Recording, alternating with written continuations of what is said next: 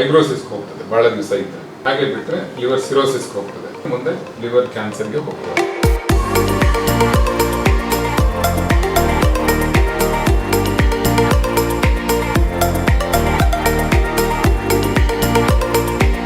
ಅಲ್ಲಿ ಪಾಸಿಟಿವ್ ಅಂತ ಗೊತ್ತಾದರೆ ಇಲ್ಲಿ ರೆಫರ್ ಮಾಡಿ. ಸರ್, ಇದು ಬಂದಂಥ ವ್ಯಕ್ತಿ ಅವ್ರನ್ನ ಹೇಗೆ ನೋಡ್ಕೋಬೇಕು ಮನೇಲಿರೋಂಥವ್ರು, ಅಥವಾ ಅವ್ರನ್ನ ಅವರು ಯಾವ ರೀತಿ ಸೇಫ್ಟಿ ಮಾಡ್ಕೋಬೋದು? ಒಳ್ಳೆ ಪ್ರಶ್ನೆ. ಹೆಪಟೈಟಿಸ್ ಬಿ ಇದು ಒಂದು ಯಾವುದೇ ರೋಗಿ ಥರ ಇವರು ಒಬ್ಬರು ರೋಗಿ.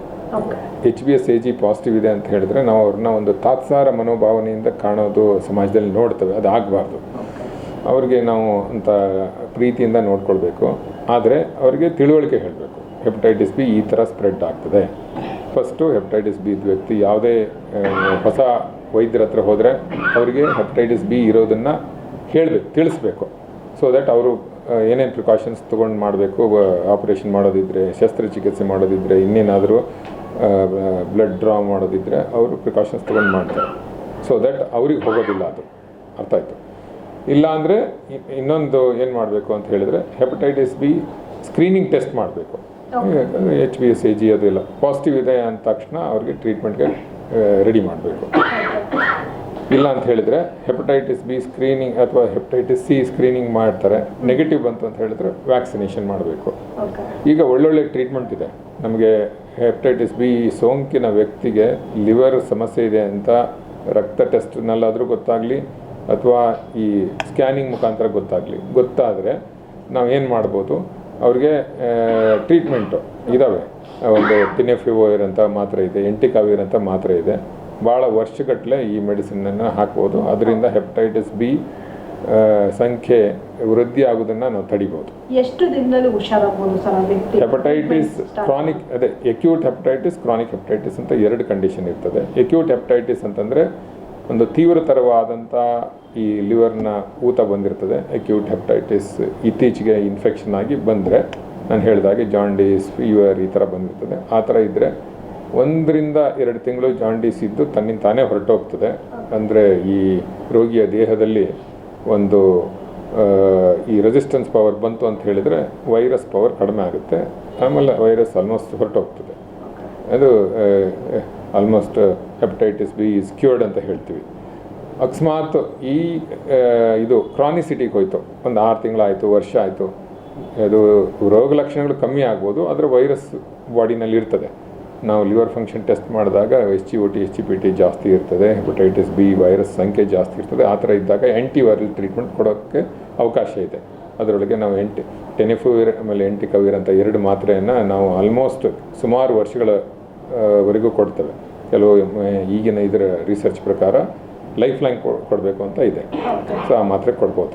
ಸಪೋಸ್ ಮಕ್ಕಳು ಮನೇಲಿ ಚಿಕ್ಕ ಮಕ್ಕಳು ಇರ್ತಾರೆ, ಈಗ ಒಂದು 4 ವರ್ಷ ಅಥವಾ 3 ವರ್ಷ ಆಗಿರುತ್ತೆ, ಅಂಥ ಮಕ್ಕಳಿದ್ದಾಗ ಈ ಥರ ವ್ಯಕ್ತಿಗಳಿಂದ ದೂರ ಇಡಬೇಕಾ, ಅಥವಾ ಅವರು ಬೆರೆತರೂ ಏನೋ ಪ್ರಾಬ್ಲಮ್ ಆಗಲ್ವಾ ಮಕ್ಕಳಿದ್ದಾಗ? ಇದು ಒಂದು ನೆನ್ಪಿಟ್ಕೋಬೇಕು. ಕೊರೋನಾ ಥರ ಕೆಮ್ಮಿದ್ರೆ, ಸೀನಿದ್ರೆ ಒಟ್ಟಿಗೆ ಇರೋದ್ರಿಂದ ಬರೋವಂಥ ಕಾಯಿಲೆ ಅಲ್ಲ ಇದು. ಅಥವಾ ನೀವು ಒಂದು ಕ್ಯಾಶುವಲ್ ಟಚ್ ಮಾಡಿದರೂ ಒಬ್ಬರಿಂದ ಇನ್ನೊಬ್ಬರಿಗೆ ಹೋಗೋದಿಲ್ಲ. ಒಬ್ಬ ವ್ಯಕ್ತಿಯಿಂದ ಇನ್ನೊಬ್ಬ ವ್ಯಕ್ತಿಗೆ ಹರಡಬೇಕಾದ್ರೆ ಅದರಲ್ಲಿ ಬ್ಲಡ್ ಕಾಂಟ್ಯಾಕ್ಟ್ ಇರಬೇಕು. ನಿಮಗೆ ಗಾಯ ಆಗಿತ್ತು, ಇನ್ನೊಬ್ಬ ವ್ಯಕ್ತಿಗೆ ಗಾಯ ಆಗಿತ್ತು, ಆವಾಗ ಬ್ಲಡ್ ಕಾಂಟ್ಯಾಕ್ಟ್ ಬಂದರೆ ಹರಡೋ ಚಾನ್ಸಸ್ ಇರ್ತದೆ. ಅದು ಬರೀ ಮಕ್ಕಳಿರ್ಬೋದು, ಯಾವುದೇ ವ್ಯಕ್ತಿ ಇರ್ಬೋದು. ಒಟ್ಟಿಗೆ ಇರೋದ್ರಿಂದ ಏನೂ ಸಮಸ್ಯೆ ಇಲ್ಲ. ಸರ್, ಮತ್ತೊಮ್ಮೆ ಈಗ ಎಷ್ಟು ವರ್ಷದಿಂದ ಮಾಡ್ಕೊಂಡು ಬರ್ತಿದ್ರೆ ಅದ್ರ ಬಗ್ಗೆ ಒಂದು ಅದ್ರ ಜೊತೆಗೆ ಇದು ಯಾವ್ಯಾವ ಸ್ಟೇಜ್ ಇದೆ, ಯಾವ ಸ್ಟೇಜ್ಗೆ ಕ್ಲಿಯರ್ ಆಗುತ್ತಾ ಆಗಲ್ವಾ ಪ್ರಾಬ್ಲಮ್ ಆಗ? ನಾನು ಹೇಳಿದೆ ಈಗ, ಜಸ್ಟ್ ನಾನು ಇದ್ರ ಬಗ್ಗೆ ಇನ್ನೊಮ್ಮೆ ಹೇಳಿಬಿಡ್ತೇನೆ. ಇದು ಹೆಪಟೈಟಿಸ್ ಅನ್ನೋದು ಒಂದು ಲಿವರಿನ ಸೋಂಕು.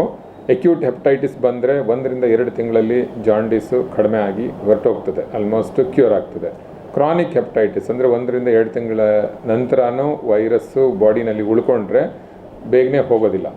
ಆವಾಗ ಕ್ರಾನಿಕ್ ಹೆಪಟೈಟಿಸ್ ಆಗಿ ಬೇರೆ ಬೇರೆ ಲಿವರ್ ಪ್ರಾಬ್ಲಮ್ಸ್ಗಳನ್ನು ಮಾಡುತ್ತೆ. ಅದು ಇನಿಷಿಯಲಿ ಹೆಪಟೈಟಿಸ್ ಆಗಿ ಆಮೇಲೆ ಫೈಬ್ರೋಸಿಸ್ ಅಂತ ಆಗುತ್ತೆ, ನೆಕ್ಸ್ಟ್ ಸ್ಟೇಜು ಸಿರೋಸಿಸ್ ಅಂತ ಆಗುತ್ತೆ, ಆಮೇಲೆ ಲಿವರ್ ಕ್ಯಾನ್ಸರ್ ಆಗುತ್ತೆ. ಫೈಬ್ರೋಸಿಸ್ ಸ್ಟೇಜ್ ವರೆಗೂ ನಾವು ಅದನ್ನು ರಿವರ್ಸ್ ಮಾಡ್ಬೋದು. ಬಟ್ ಒಂದು ಸತಿ ಸಿರೋಸಿಸ್ಗೆ ಹೋದರೆ ರಿವರ್ಸ್ ಮಾಡೋಕ್ಕೆ ಆಗೋದಿಲ್ಲ. ಸೊ ನಾವು ಅದಕ್ಕಿಂತ ಮುಂಚೆ ತಡೆಗಟ್ಟೋದಕ್ಕೆ ಏನೇನು ಕ್ರಮ ತಗೊಳ್ಬೇಕು. ಅದು ಅರ್ಲಿ ಡಯಾಗ್ನೋಸಿಸ್ ಇರ್ಬೋದು, ಬ್ಲಡ್ ಟೆಸ್ಟಿಂಗ್ ಇರ್ಬೋದು, ಸ್ಕ್ಯಾನಿಂಗ್ ಇರ್ಬೋದು, ಅಥವಾ ಅದನ್ನು ಡಯಾಗ್ನೋಸಿಸ್ ಮಾಡೋದು ನಾವು ಭಾಳ ಮುಖ್ಯ. ಆದಷ್ಟು ಬೇಗನೆ ಪತ್ತೆ ಹಚ್ಚಿ ಲಿವರ್ ಫೈಬ್ರೋಸಿಸ್ ಸಿರೋಸಿಸ್ ಸ್ಟೇಜ್ಗೆ ಹೋಗ್ದಂಗೆ ನಾವು ನೋಡ್ಕೊಳ್ಬೇಕು. ಅಕಸ್ಮಾತ್ ಗೊತ್ತಾಯಿತು ಅಂತ ಹೇಳಿದರೆ ಕರೆಕ್ಟಾಗಿ ಟ್ರೀಟ್ಮೆಂಟ್ ಕೊಡಬೇಕು. ಅದ್ರ ಜೊತೆಗೆ ನಾನು ಒಂದು ಕಡೆಗೆ ಗುರುಗಳು ಯಾವಾಗಲೂ ಮಾತಾಡ್ತಾರೆ, ಕೆಲವರು ಲಿವರ್ನ ಚೇಂಜ್ ಮಾಡಬೇಕು, ಡ್ಯಾಮೇಜ್ ಆಗಿದೆ ಅಂತಾರೆ. ಆ ಥರ ಚೇಂಜ್ ಮಾಡೋ ಅವಶ್ಯಕತೆ ಇರುತ್ತಾ? ಅದನ್ನು ಕ್ಲಿಯರ್ ಮಾಡ್ಬೋದಾ? ಇಲ್ಲ ಚೇಂಜ್ ಮಾಡಿದ್ರೆ ಅದು ಮ್ಯಾಚ್ ಆಗುತ್ತಾ? ಅದು ಒಳ್ಳೆ ಪ್ರಶ್ನೆ. ಇದು ಹೆಪಟೈಟಿಸ್ ಸೋಂಕಿನಿಂದ ಉಂಟಾದಂಥ ಲಿವರು, ಅದನ್ನು ನಾವು ಎಷ್ಟು ದಿವಸದವರೆಗೂ ಕಾಪಾಡಿಕೊಳ್ಬೇಕು, ಅಥವಾ ಅದು ಕಾಪಾಡ್ಕೊಳ್ಳೋಕೆ ಆಗೋದಿಲ್ಲ, ಲಿವರ್ಗೆ ಟ್ರಾನ್ಸ್ಪ್ಲಾಂಟೇಷನ್ ಮಾಡಬೇಕಾ ಅನ್ನೋದು ನಿಮ್ಮ ಪ್ರಶ್ನೆ. ಇವಾಗ ಹೆಪಟೈಟಿಸ್ ಬಿ ನಾನು ಹೇಳಿದ ಹಾಗೆ ಇದು ಲಿವರ್ ಇನ್ಫೆಕ್ಷನ್ ಇದೆ, ಇನಿಷಿಯಲ್ ಸ್ಟೇಜಲ್ಲಿದೆ, ಫೈಬ್ರೋಸಿಸ್ವರೆಗೂ ನಾವು ಲಿವರ್ನ ಕಾಪಾಡ್ಕೊಂಡು ಹೋಗ್ಬೋದು. ಸಿರೋಸಿಸ್ ಅಂದರೆ ಆಲ್ಮೋಸ್ಟ್ ಸಂಪೂರ್ಣವಾಗಿ 70-80% ಲಿವರ್ ಡ್ಯಾಮೇಜ್ ಆಗ್ತದೆ.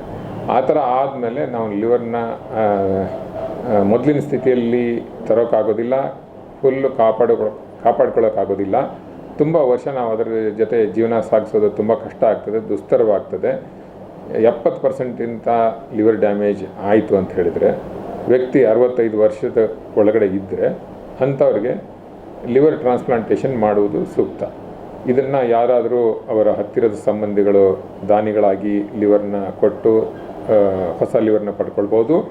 ಇಲ್ಲ ಅಂತ ಹೇಳಿದರೆ ಬ್ರೈನ್ ಡೆಡ್ ಪೇಷಂಟ್ಸು, ಅಂದರೆ ಆಕ್ಸಿಡೆಂಟ್ ವಿಕ್ಟಿಮ್ಸ್ ಇರ್ಬೋದು, ICUನಲ್ಲಿ ಲಿವರ್ ಚೆನ್ನಾಗಿರುತ್ತೆ, ಬ್ರೈನ್ ಡೆಡ್ ಆಗಿರ್ತಾರೆ, ಅಂಥ ರೋಗಿಗಳಿಂದ ನಾವು ಲಿವರ್ನ ಪಡ್ಕೊಂಡು ಈ ಹೊಸ ಲಿವರ್ನ ಲಿವರ್ ಸಿರೋಸಿಸ್ ಆದಂಥ ವ್ಯಕ್ತಿಗೆ ಅಳವಡಿಸ್ಕೊಂಡು ಜೀವನ ನಡೆಸಬೇಕಾಗ್ತದೆ. Thank you.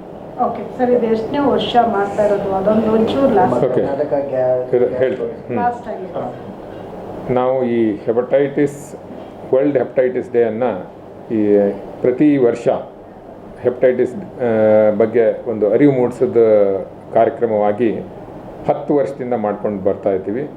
ಇದು ಈ ಮಹಾಲಕ್ಷ್ಮಿ ಲೇಔಟ್ ಕ್ಷೇತ್ರದಲ್ಲಿ ಸಾರ್ವಜನಿಕರಿಗೆ, ಆಮೇಲೆ ಇರೋ ಆಸ್ಪತ್ರೆಯ ಸಿಬ್ಬಂದಿ, ಆಮೇಲೆ ಪ್ಯಾರಾಮೆಡಿಕ್ಸ್ ಯಾರು ಇರ್ತಾರೆ ಅವರಿಗೆ ಈ ಹೆಪಟೈಟಿಸ್ ಬಗ್ಗೆ ಒಂದು ಅರಿವು ಮೂಡಿಸೋದಕ್ಕೆ, ಜಾಗೃತಿಯನ್ನು ಮೂಡಿಸೋದಕ್ಕೆ ಸಹಕಾರಿಯಾಗಿದೆ ಅಂತ ಅಂದ್ಕೊಂಡಿದ್ದೀನಿ.